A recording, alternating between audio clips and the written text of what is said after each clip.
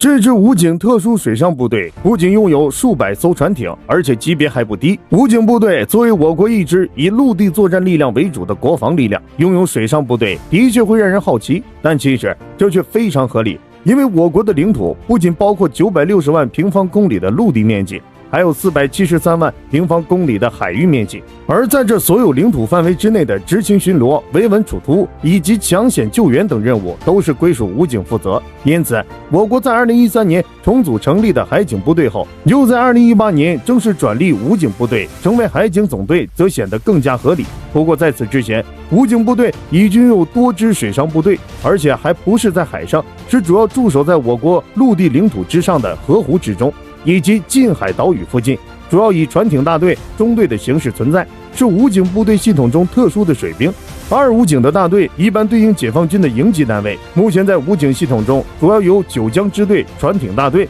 舟山支队船艇大队等10支这样的单位。不过，与这些武警船艇大队相似的重庆市总队船艇支队，却是以正团级支队的形式存在，不仅是所有武警船艇部队中级别最高的，而且是目前武警系统中唯一一个正团级的专业船艇部队。这支部队正式成立于2013年，主要部署在重庆境内的三峡库区，不仅拥有各型各吨位船艇装备多达数百艘，而且承担的任务更是多种多样，十分繁杂。因此，该船艇支队所要掌握的能力更是让人意想不到。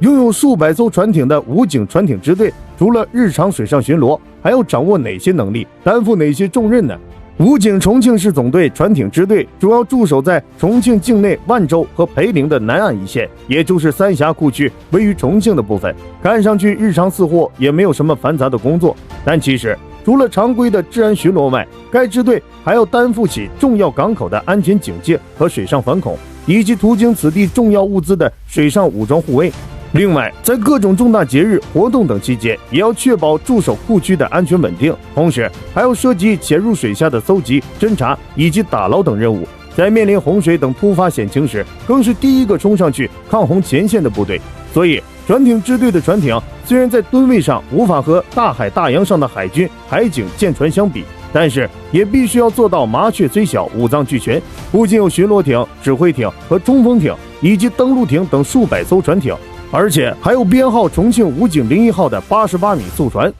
当然，除了装备齐全外，武警船艇支队在作战能力上更是不失武警本色，即使在水上也能够做好追击、射击等科目，以及防恐维稳和查证船只所需要掌握的抢滩登陆、跳帮登船和排爆排险等科目。至于潜水能力，船艇支队更是拥有一支如同特种部队蛙人一样的潜水分队，在训练中也是贴近实战，不仅进行常规的潜水作业，而且还不断演练通过潜水突袭对暴恐分子实施抓捕，以及水下发现并排除爆炸物的科目。这些都是让船艇支队在实战中表现更加出色。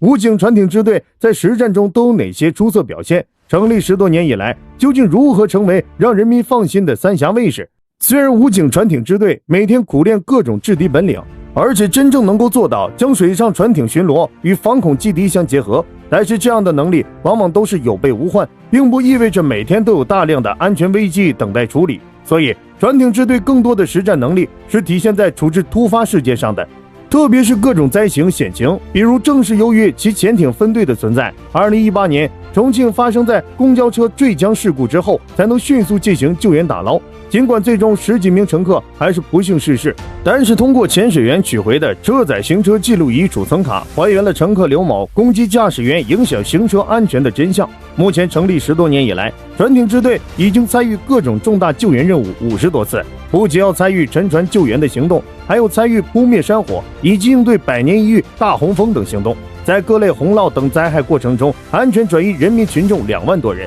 至于更常见的防汛抗旱等工作，也是当作重要任务一丝不苟地去完成。除了这些救援任务，船艇支队操作舟艇的训练更加认真严格，因此也涌现了一大批优秀的官兵和功臣。当然，不止武警重庆总队的船艇支队值得我们表达崇高敬意，其他驻守在长江等干流以及沿海地区的武警船艇大队，虽然规模和级别上比不上船艇支队，但是其担负的职责和做出的贡献同样值得我们尊敬。